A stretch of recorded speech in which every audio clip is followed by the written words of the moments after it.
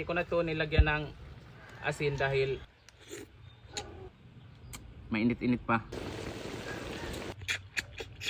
Yung siling haba na pampaanghang dito sa ating napakasarap lang naman.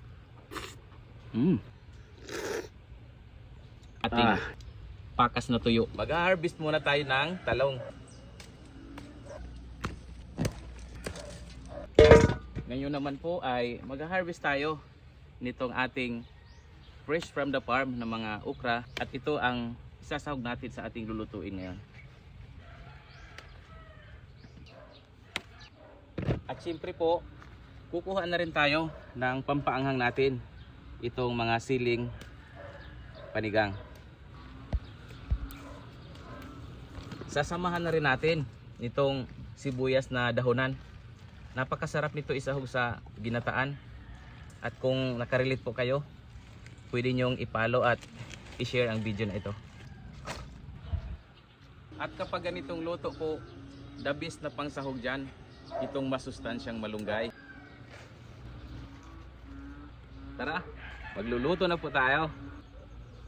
At siyempre po mga idol, ito yung kukumpleto sa ating masarap na ginataan. Ngayon naman po ay magsisimula na tayo na magluto. Unang ilalagay po natin itong gata ng niyog. At sumunod naman ay ilalagay natin itong talong at saka okra. So i-mix na natin. Katapos niyan ay medyo malambot na ay isusunod naman natin yung malunggay. Medyo lakasan lang natin ang apoy para mabilis na maluto itong ating masarap na ginataan. At dahil nga po kumulo na, ay isusunod naman natin na ilagay itong mga fresh natin na napakamasustansyang malunggay. At siyempre halu-haluin lang natin ito para lumambot yung malunggay. At dahil po malapit nang maluto itong ating ginataan, so ilalagay na natin yung ilan sa mga tuyo.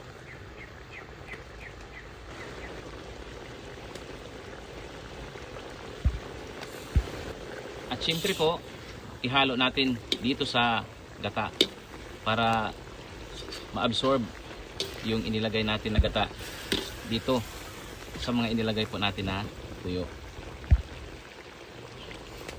Ganyan lang siya. Yan. Excited na ba kayo mga idol? At siyempre po yung panghuli na ilalagay natin na sahog, itong mga sibuyas at saka yung siling haba na pampaanghang dito. Hindi ko na ito nilagyan ng asin dahil medyo may asin na yung ating inilagay na tuyo kanina. At siyempre bago tayo kumain nitong ating napakasarap na ginataan ay tikman muna natin kung sakto na yung timpla.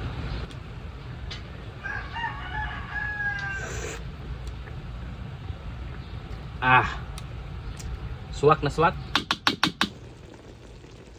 Tara, samahan nyo na po kung kumain nitong napakasarap na ginataan. At ang bida dito, yung ating pakas na tuyo na talaga namang napaka-creamy. Tapos ito yung napaka-creamy na sabaw na talaga namang mapapa-only rice at mabubusog talaga. At siyempre, bago tayo kumain itong ating napakasarap na ulam, ay manalangin po muna tayo. Amen. Kaya, kainan na. Meron tayong kanin na bahaw. Tapos ito na yung ating ginataan na talong at saka okra na with tuyo. Yun o. Mainit-init pa. Super sarap. Tapos maglalagay tayo ng sabaw.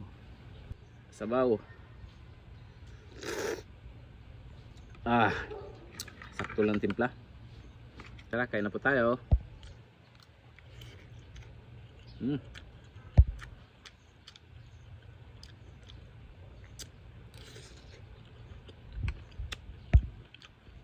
Sakto lang, hindi gaanong halata yung ating talong. Napakasarap ng lasa. Kanin.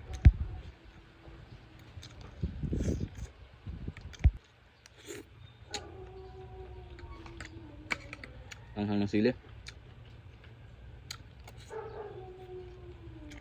Lagyan natin ng talong yung ating kanin.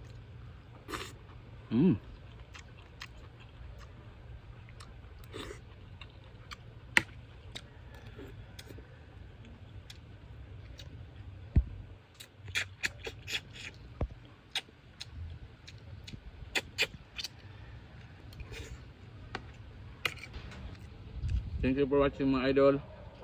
Please follow and share.